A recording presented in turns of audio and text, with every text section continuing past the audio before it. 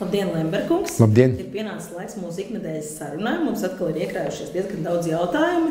Un varbūt es sākšu ar tādiem divi vecpilnieki, abi portālā ir izteikuši savu viedokli, par kādiem jautājumiem viņuprāt vajadzētu jums šajās video sesijās runāt vai nerunāt. Piemēram, Agnese saka, lūdzu atbildēt tikai uz tiem jautājumiem, kurus skar Ventspils tiešās problēmas. Par jautājumiem, kur atbilst Latvijas mērogā, jums vajadzētu atturēties komentēt. Savukārt Edijs saka, ka Ventspils ir sakārtot un par to var mazāk runāt. Izsakiet vairāk savas domas par pašreizējo valsts vadoņu darbību, kādu parādu jenoti ir atdevuši un priecājas, vai tiešām pašreiz nevar iztikt bez eiro, kāpēc sorosieši nevar nomierināties pret jums kā ievērojumu personību un tā tālāk, var sakot. Kā jūs domājat par jautājumiem?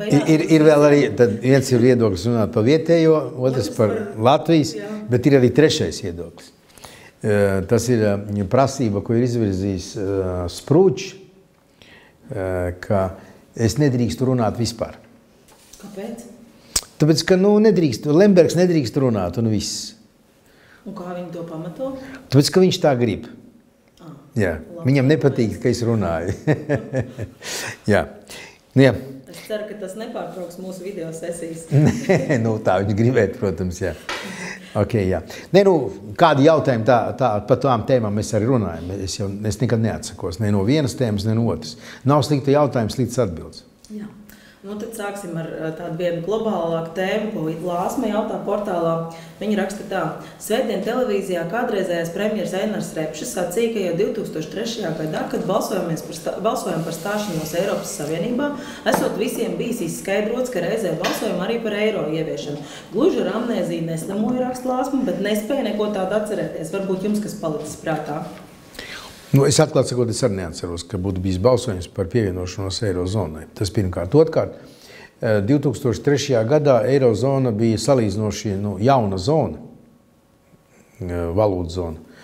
Un bija Maastrichtas kritēriji, cik var būt valstu ārējais parāds pret iekšzemes koproduktu, inflācijas ierobežu un tā tālāk.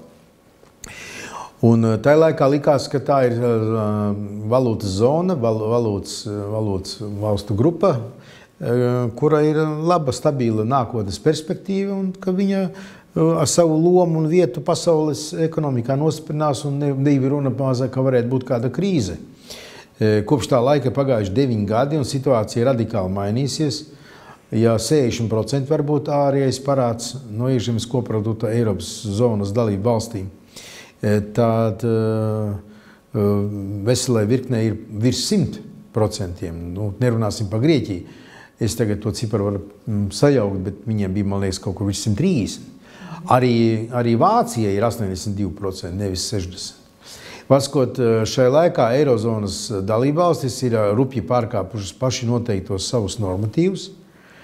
Daudzas no šīm valstīm ir uz nebēdu tērējušās, kādā veidā izlaiž valsts vērtspapīrus, bankas viņus pērk, bet ekonomikas attīstībai nerada segumu, lai varētu atmaksāt šos izdotos vērtspapīrus. Un šobrīd situācija ir tāda, kad investīciju fondi, bankas, ir viņiem tie fanķiki,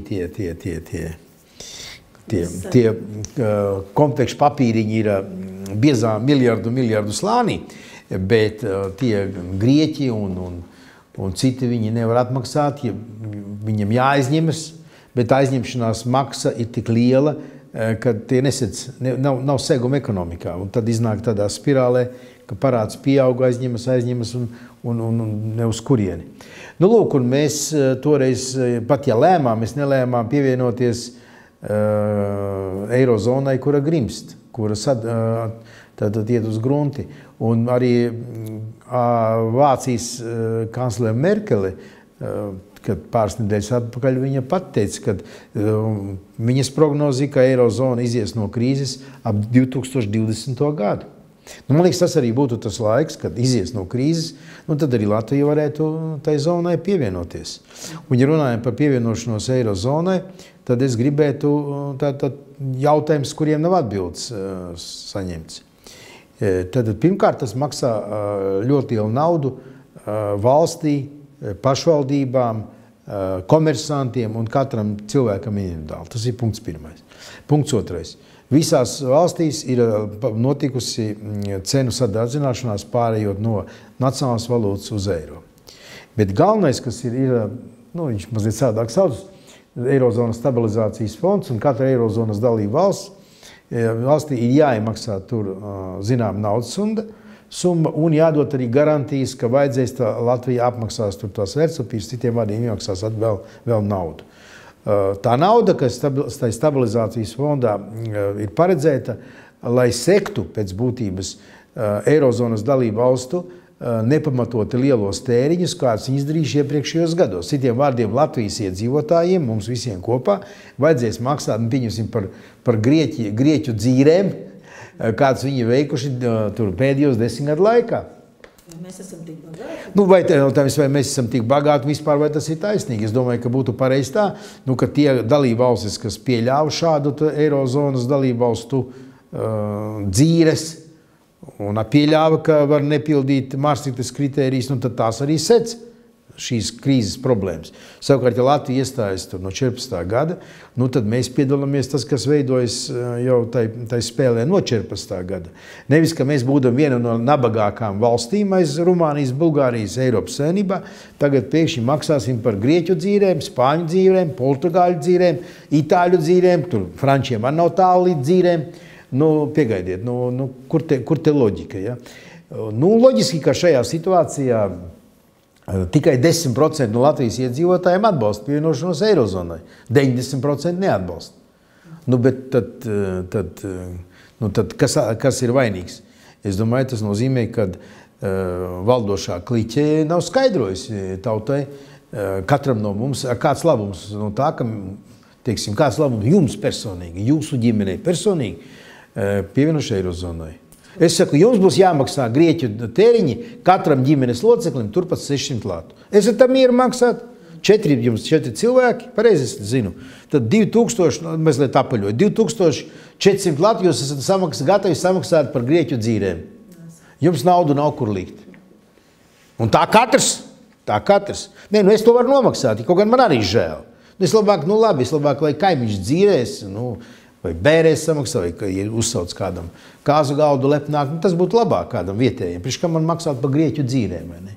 Un tas, man liekas, tas pats arī jums.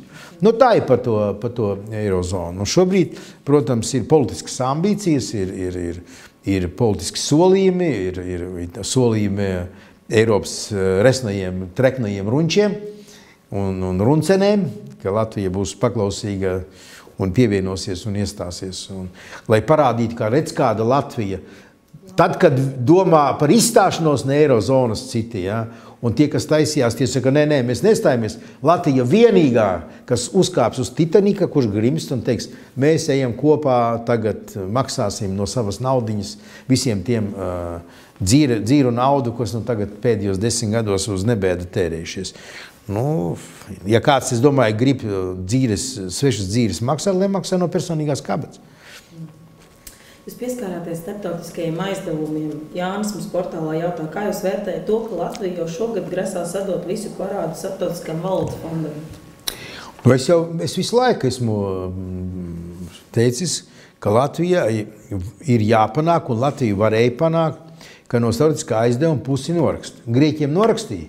Kāpēc mums nenoraksta? Ar ko mēs sliktāk nekā grieķi? Protams, mēs jau bijām tādi malači, jo, teiksim, arī Pareks bankā bija banku sindikāta aizdevums. Latvija paņēma naudu, aizņēmās un šo banku sindikāta kredītu atdeva. Tie tur gudrāki. Tie neko neaizņemas un neatdod banku sindikātu vietā. Tie saka, atlaižiet mums parādu. Atlaižiet parādu. Mēs jums atdosim pusi. Kad atdosim? Šajā gadsimtā var būt. Tie grieķi, latvieši. Ļoti paklausīgi. Nekomentēšu man. Kaut ko rupji pateikšu pirms jaunā gada. Ziemassvētkiem tas nepiestāv. Pārējot pie mazliet citas tēmas, Herberts mums arī portālā jautā. Valdība šodien, tas ir vakar viņš rakstījis, atbalstīja priekšlikumu deputātu skaita samazināšanai pašvaldībās. Ventspilī šķiet izmaiņa nebūs, bet Rīgā gan.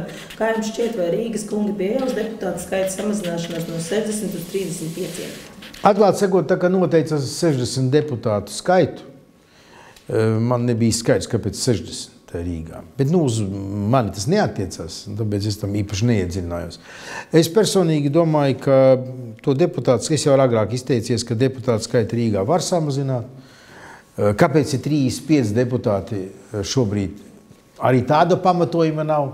Kāpēc ne 37 vai 31, jā, vai 30? Nekāda pamatojuma nav. Nu, tur tā paskatījās griestos. Nu, tas vien, kad nav nekāda pamatojuma, tas nozīmē, ka tā ir tāda politiska spēle un parādīt, kādi mēs reformatori.